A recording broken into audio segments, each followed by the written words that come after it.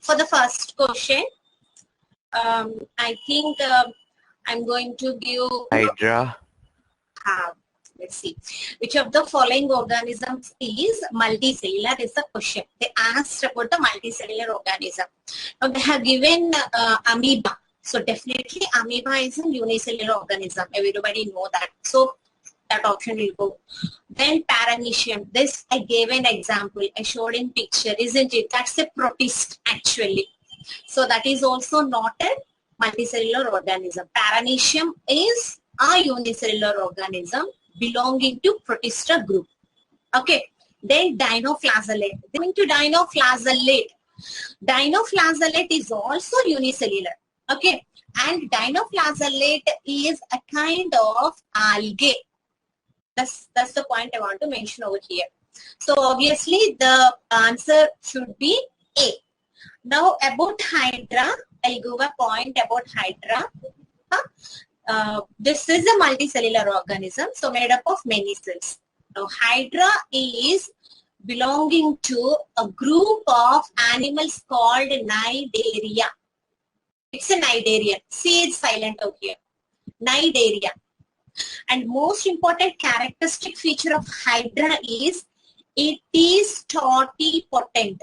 You know what does mean by totipotent? The capability of regenerate if any of the organ is lost. See, assume that Hydra would be having a kind of arms-like structures called tentacles. Okay, it's an aquatic organism, mostly lives in seawater, and it get tentacles for swimming purpose. Tentacles are nothing but acting like oars, you know, to swim in water. Any of the tentacle, if by mistake gets damaged, that part of the organ Hydra can regenerate. Regeneration means what? It can self-heal itself, whatever organ it has lost. That potency is called totipotency. This is very specific to Cnidaria. Why I just discussing the, each and individual option individually? Because see, these two options anyway everybody know. If dinoflagellate was mixed up with this, you should know what does mean by dinoflagellate. If Hydra is a multicellular, what is Hydra? That basic knowledge we should have. That's why I'm giving extra information. So Hydra is an organism which is multicellular, specifically first point. Then it belongs to a group of organisms called Cnidaria. C is silent here. Cnidaria. Okay. So Hydra is a Cnidaria. And it has a great capacity called totipotency. Now here they ask all living organisms are made of cells. Statement. Cells are often referred to as the building blocks of life. So that's a definition. Then which of the following organisms is not a unicellular organism? So here among the options all are unicellular except one option. Okay, clear with that? Now when you come to bacteria, definitely unicellular. So that's not the answer. Then coral. Just leave it for a moment because you don't know anything much about coral. So leave that option aside. Go for C. Yeast. Yeast is a unicellular organism. Okay, so that is also not the answer. Then archaea. I gave introduction about archaea. Extreme hot springs. Very good. Yes. Wonderful. So extreme hot springs, these are the bacteria. So hot spring bacteria, they are otherwise called archaea. Remember the word hot spring bacteria. Okay, so bacteria, if you say, definitely unicellular. So this is also not answer. So even though if you don't know about coral anything, by eliminating all the unicellular organisms, you can get an answer. So bacteria unicellular, yeast unicellular, archaea unicellular. So definitely coral should be a multicellular organism. Now what is coral? That I am going to tell. Coral reefs, have you heard of this? The coral reefs are anti-formed of polyps. Yeah, good. Yes. Which are near the islands. Okay, that's nice. Good attempt. Okay, good attempt. So here, when you take the corals are nothing but colonies. Colony means what? I mean, in general term, colony means a group of houses, isn't it? So a colony represents group of houses. Same thing, if a group of organisms are there, those are called colonies. Same word, colonies. Now corals are colonies of reefs. Corals are colonies of reefs. What are reefs then? Reefs are nothing but algae. You will have algae, and most of the grasses, which we call as sea grasses. I mean, kind of fungus development you'll find near the beach rocks and all. If you have been to beach rocks, they'll be filled with this beach grass. So all those algae and grasses, as Arnav said, polyps. Polyps are nothing but a kind of animal-like organisms. They will be in groups. So all these make together reefs. And reefs will be observed in the form of colonies. That forms the coral.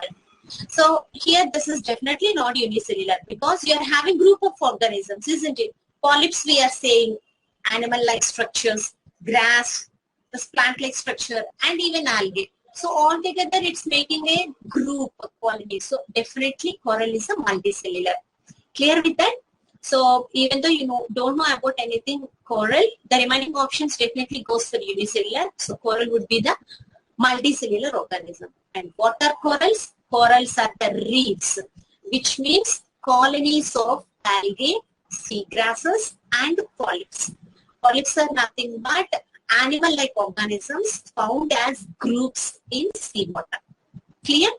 Then go for the next one. Fourth question. Also question they are asking what is unicellular among the given one. Yes sir now? Ma'am, amoeba. Yeah. Isn't it? But have you people didn't get any doubt near algae? Algae are formed of chains. Here the question is organisms that are made up of many cells are called multicellular organisms. Whereas organisms that are made up of single cell that performs all functions are called unicellular organisms. They have given statement about multicellular and unicellular. And the question is which of the following organisms is unicellular? So they asked about unicellular. First option, pine. What is pine? Ma'am, this is a tree. Yeah, pine is a tree which pine trees definitely you'll find in polar regions. Their leaves will be spine-like thing. So those are the pine. So when you are saying tree, definitely multicellular. So this won't be unicellular. Tree, it's a multicellular. Then algae. Algae, when you come to algae, algae are neither plant nor animal. Okay. So this is the basic question you should be knowing. Neither plant nor an animal. Algae are neither plant nor animal. Okay. Then they may be unicellular or they may be multicellular. Both the options are there. Unicellular algae are there. Multicellular algae are also there. So hold on this option for a moment. Then let's see the next option. Sundew. Sundew is a plant. So definitely plant, not a unicellular. So this option also goes. Then amoeba. Definitely amoeba are always unicellular. There's no question of multicellular amoeba. Amoeba, it's a plural of amoeba. Okay. Now when you take amoeba, definitely unicellular. So when you take algae, they may be unicellular or multicellular. So this option goes wrong if amoeba-like organism was given in options. Suppose here amoeba is not given and some other plant name, assume that a mango plant name was given here as option D. Then you should go for algae. Are you getting what I'm saying? Huh? So here if in the question, if all the multicellular organisms are given and algae is there among them, definitely go for algae as unicellular organism. Algae are unicellular, algae are there. Even multicellular algae are also there. Suppose if pure unicellular organism like amoeba was given, then algae goes wrong because some algae are multicellular. Are you getting? Suppose instead of unicellular organism like amoeba, if they give any other multicellular organism, like I took an example of tree because here all plants or names are given. So I took option D as mango. Then you have to go for algae. So there should be consideration of the options, whether unicellular or purely unicellular or multicellular are included. Okay, so for 4, the answer definitely is amoeba, even though unicellular algae are present. Okay, then go for the 5th one. Good. The option B, protists, is the answer. So here when you see the remaining options, plant A plants, multicellular. Then monkey, animal, multicellular. Then mushrooms are also multicellular. Mushrooms are kind of fungi, but they are multicellular. When you take protists, paramecium, euglena, all these unicellular comes under protists. So definitely option B is the unicellular organism. Here question is, which of the following organisms not multicellular? Not. So unicellular organism you have to choose. So protists are the unicellular organism. About protists, 2 points you have to remember. Protists are group of organisms, first point, which are purely unicellular, second point. Then there are several examples like euglena, paramecium and all. Euglena is the best example. Remember these 3 points regarding protists. Protists is a group of organisms, not plants, not animals. Remember that word. They are all unicellular under protist group. Some of the examples are euglena and paramecium. Ma'am, option C, diatom. Yes, very good, excellent, Bhumika. Diatom. Obviously, here they have given banyan tree. That's a tree. So multicellular. Then pea plant, multicellular. They asked not multicellular. So you have to go for unicellular. Leeches, obviously, you know, these are kind of animals. So they suck the blood when they get attached to the skin of any body. So that's multicellular. So diatoms, I showed you in the pic.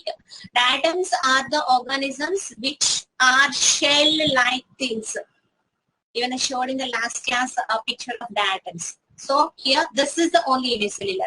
Take the bacterium, that is unicellular. So here the question is not unicellular. So you have to go for multicellular organism. Bacterium is a unicellular. And even paramecium, just now we discussed, dinoflagellate also. All the 3 are unicellular. So except mushroom, all are unicellular. And mushroom is a fungi group organism which is multicellular. Then next one. So here they asked which is multicellular.